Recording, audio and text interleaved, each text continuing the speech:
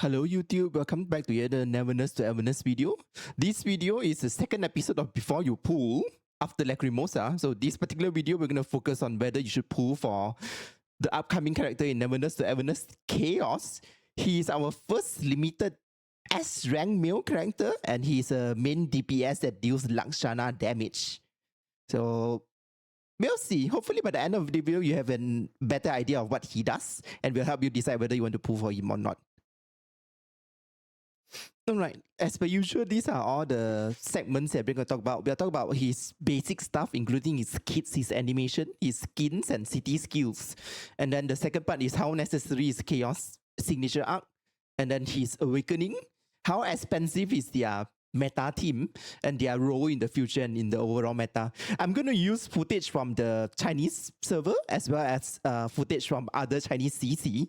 So please do take note of that. And any other footage that I've used from other content creator, I'll link it in my description below. So let's get into the video. Alright, so let's look at his animation. This is his normal attack. It has 5 combo. Very cool. And then this is the charge attack. It dashes back and do a big slash. And then this is E, the redirect skill. And then this is his ultimate. I have to say his skills are very clean. I like them. At least we no longer have like male characters just standing there doing the ultimate. So we call that a win. Alright, now this is his gacha plays. I have to say this art is amazing. I really love this art of his. And then for his like special event, you get this skin at 200 poops, or you might lucky and get it early. So this is his gacha skin, and this is his companion skin, affection skin, which you'll get when you reach like affection level 10. So those are the 2 skins he launched with, and this is the vehicle skin. It's for the bike.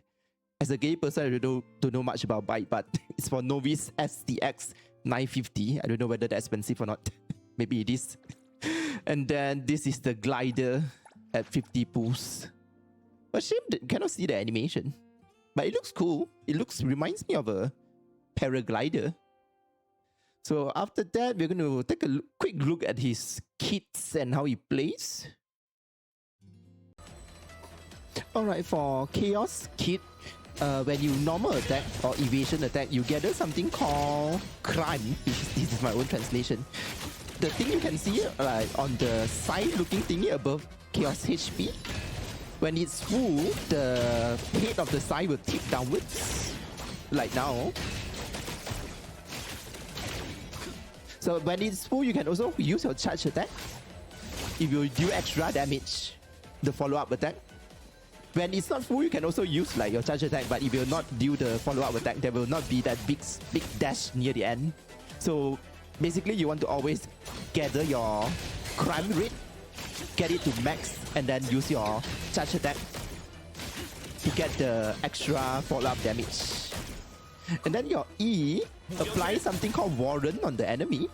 Warren basically allows your character, Chaos, to deal extra damage to the enemy.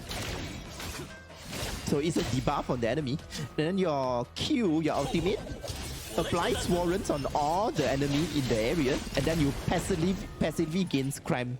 Because normally you have to hit enemy to gain crime, but now you can see I gain it passively, so it allows you to use your follow-up attack more and more often. That's basically the whole kit mechanics for Chaos.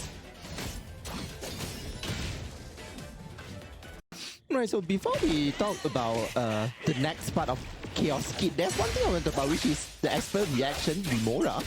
So whenever you have Cosmos and Laksana character, you will cause the Remora reaction. Remora is the debuff, it just slows the enemy.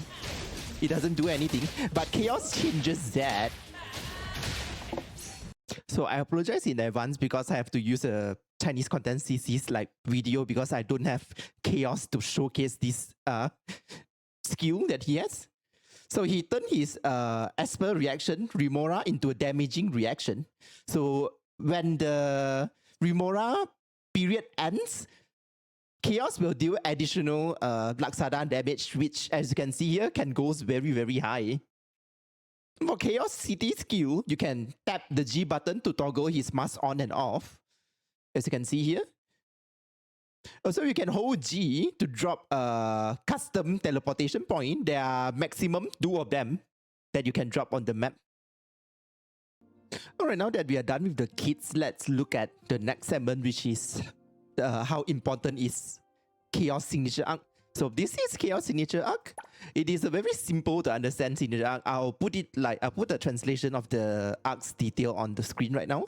That is from like maximum, everything has been maxed out. So it gives you flat attack, gives you a crit rate, and then Lakshana damage and crit damage. So it basically has everything that a Lakshana DPS wants.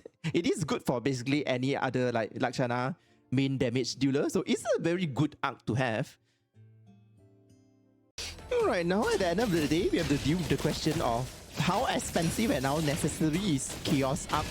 As a main DPS, I think it is quite necessary because you really want like the high damage output, and it's a good arc to have as well. It reminds me of like, if you play Woodring Waves, it reminds me of Yingling's String Master because it just gives a very powerful and very simple stats that can be triggered quite easily. So I think it will be good, very good for the future. But do we have like a free-to-play option for it? Yes. You can find it in the Gacha or in the art shop. It's called The Time Will Come.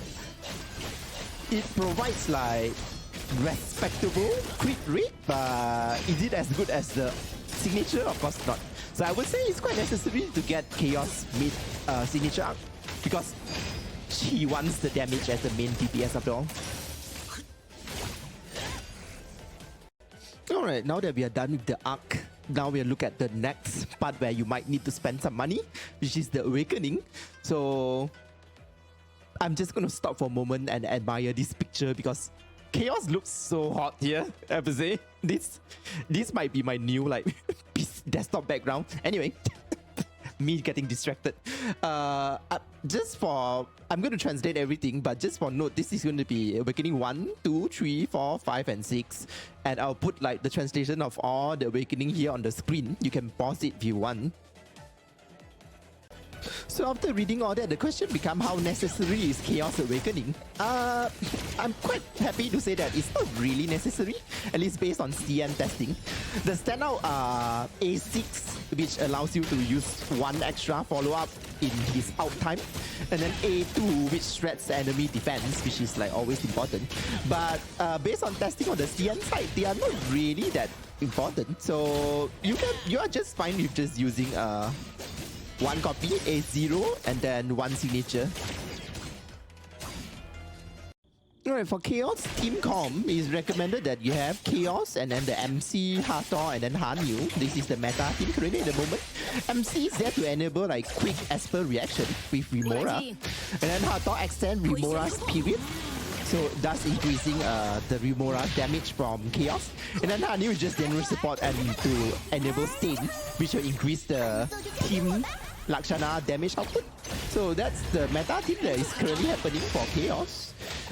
Is there an F2P version of this? Yes, you can swap out Hathor for a Skia, but you'll lose like quite a bit from the reaction damage. But I mean, that's your sacrifices for using F2P. And another thing is to take out Hanyu for Julian for the charge reaction, thus giving Chaos more chance to use his ultimate, thus dealing more like follow-up damage. That is the 2 teams that is currently like recommended for Chaos on CN, according to the meta.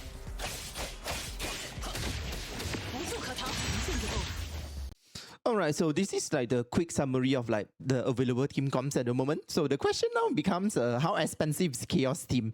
I would say not really, because like MC is free, Hanyu is free, and you only need like Hathor. Hathor is like standard 5-star. So you might already have her. If you don't have her, you can use Skia. If you have Awakening 6 Skia, it will also help because that will increase Chaos Lakshana damage. So it's alright. It's not the most expensive team out there. At least there's no like limited 5-star. So perhaps like food for thought consideration for the teams that Chaos uses. Hopefully that has answered all the question posed at the start of the video, but except for one, like how future-proof is Chaos is going to be. Unfortunately, he suffers the fate of all main DPS character in gachas. Overcreeping is like inevitable, but so that's something to take into consideration. But regardless, I will be pulling for him because like I just pull for all the gachas husbandos in my game. What about you? Are you going to pull or not? If anything, his weapon is probably going to have more staying time than he does because that's just a very good like weapon with easy conditions to meet. Also like stay tuned for the official like more in-depth guide when he comes out on global, where I'll talk more into like the details like his console and showcase of his team rotation and so on. All right, everyone, if you like content like this, please remember to leave a like and follow, and I'll see you guys around. Bye bye.